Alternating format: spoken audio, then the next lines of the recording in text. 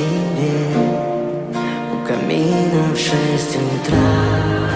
Разбитая душа и все твои обещания.